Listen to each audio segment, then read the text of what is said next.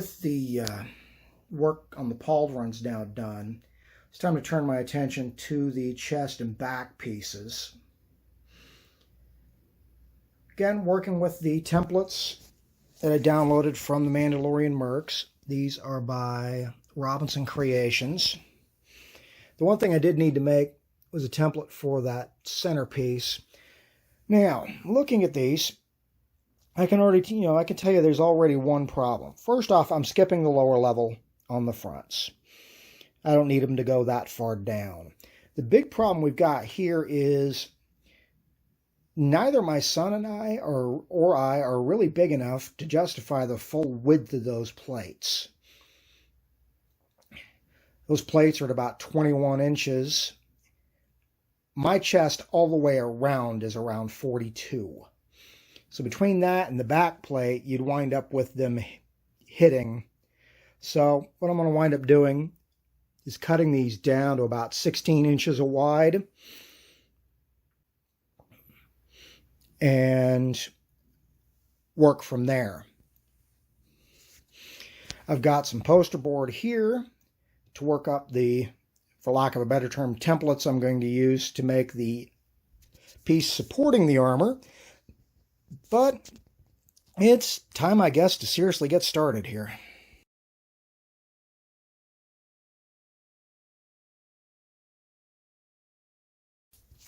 All right, it may not look like much. I've gone in and cut a couple inches off all three levels here, as well as the back plate. I also took the scrap that I cut off here from the back plate to stretch the bottom out here to give it back something of the original shape. It's about time to really get started on this.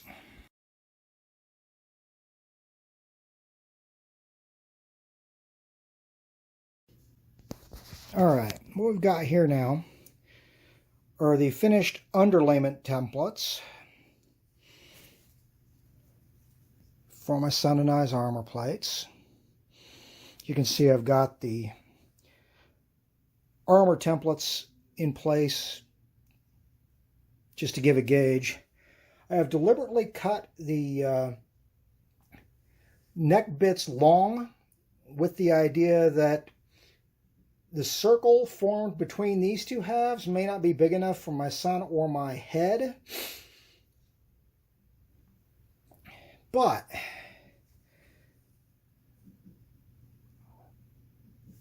progress is definitely being made.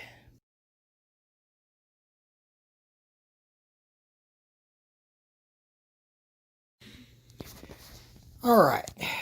After doing some quick size comparisons with my body and my son's body, I have started cutting the HD EVA foam. This is the 1/4 inch stuff from SKS Props.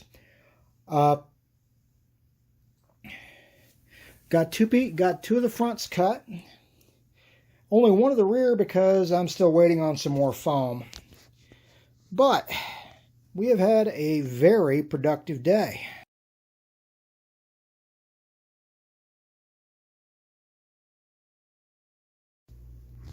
All right. After thinking over what I was going to be putting these templates through, I decided to use some spray adhesive and attach the paper templates to some poster board to make more, well, durable templates. After all, I've got 2 sets of armor to cut out, and almost 3 by the time I do the beefing up of my sons. So, there we are.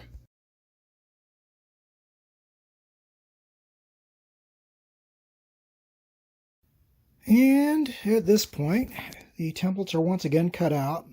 This time they are mounted on poster board, so they should be much more durable for the multiple uses they have ahead of them.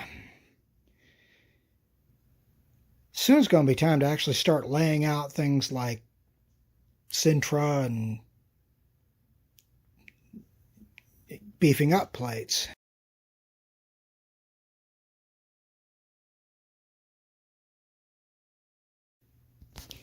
Okay, what we've got in front of us now is where I shift my focus. Now that I've got all the main plates cut, I shift my focus to my son's armor, which is going to be thicker than mine.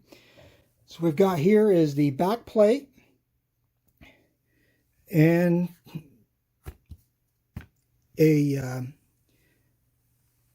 6mm thickener. And then we've got the front plate with the same idea. I've got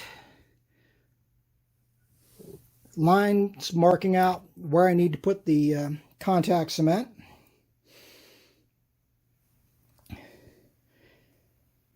This is going to get fun in a hurry.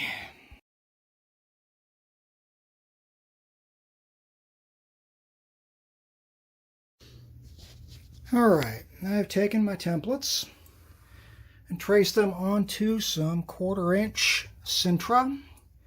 This was Sintra left over from the Therian Jinn build, my Sith armor. I have traced out the templates.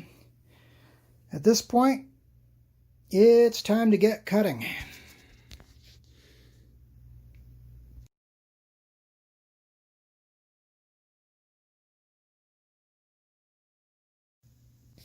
All right. Thanks to the skill saw I bought when I was doing the Sith armor, what would have been hours worth of work with a razor knife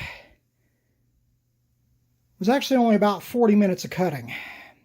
And I have 2 full sheets of 1/4" Beskar plates waiting for some cleanup and some heat shaping.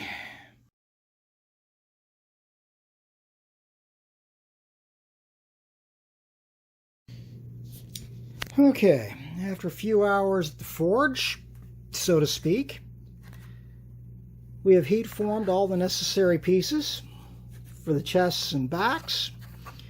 Got them all stacked. Best way I discovered to get the curves to match. Now, I actually mislabeled the chest pieces. Yeah, that's left and right if you're looking at it from the front. If you're actually wearing it, I've got them backwards. Also went in with my Dremel and carved out the middle sections of the centerpiece here. All in all, it's about time to start seriously mounting some plates.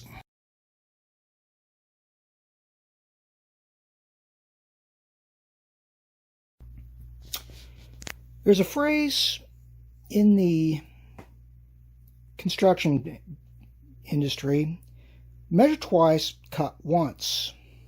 Now, in this case, my templates were measured just fine. Problem was, these base plates that I made to mount the armor to are too long.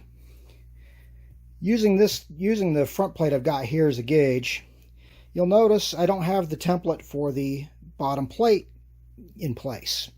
There's a reason for that. When you sit down, the waist bends right about here, which makes these considerably too long. Now, fortunately, looking at some reference photos online, I was able to note that Boba Fett and Jango, for example, do not have the bottom plate. So that'll be dealt with fairly easily. On the back, what I'm going to wind up doing with my son's, because he's got the build-up plate here, is I'm going to have to put the neck piece there and then mount the back plate over the top of it. On mine, I'll probably do the opposite. I'll move the back plate all the way up to where the neck would hit, and then mount the neck plate over the top of that. But I'm glad I discovered this little problem before I got the plates mounted.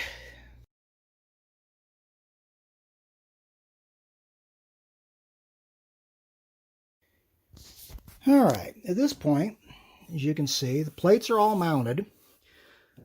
Got to go in and do some trimming up on the back plates. But all in all, I'm pleased with how this is turning out at this stage. Still got work to do, but we are getting there.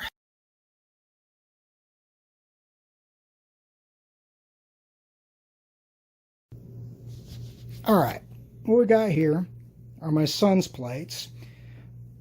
Well, it may not look like I've done a lot since the last update. I have gone in and beveled the edges where they meet where the center plates meet the foam. I've also gone in and dug out the channels between the plates to help them better match up with the rest of the look. Of course, beveled the bottom edge. Did something similar with the back plate, only just along the left and right edges. After talking with him, we decided to leave the bottom edge alone. So, next stop for these guys is likely to be some Plastidip and some paint.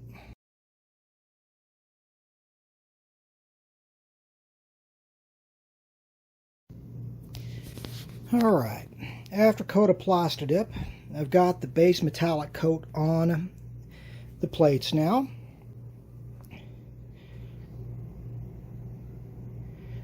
Need to go in and repaint the base foam in black on both mine and my son's, except for where it's supposed to look like really thick plates.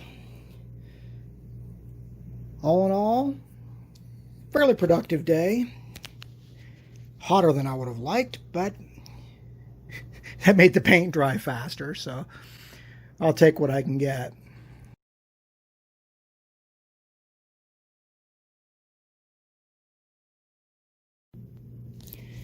Alright, what I've done here is I've gone in with some Plat-Effects Satin Black and painted the borders black, as well as the seams between the plates.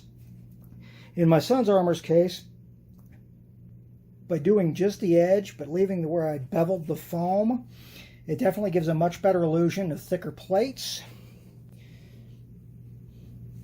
And as I discussed with him earlier, we're not going to do anything with the bottom of his. On my own, similar treatment, but normal thickness of armor plate. At this point, I still have to figure out what color swatches I'm going to put on it. And then the back plate is basically done. I still have to rig up the methodology for wearing these plates, but that's a later step.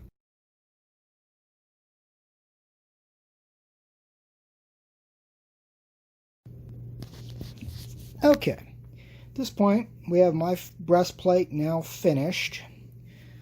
Gone in and masked off red stripe, painted in Plat-Effects red, same with the stripe here. And then just to break it up a little, I went ahead and added a black stripe, as well as the same emblem I used on the helmet and on the shoulder pauldrons. At this point, breast and back plates are done until my son decides what or if he wants to do for colors.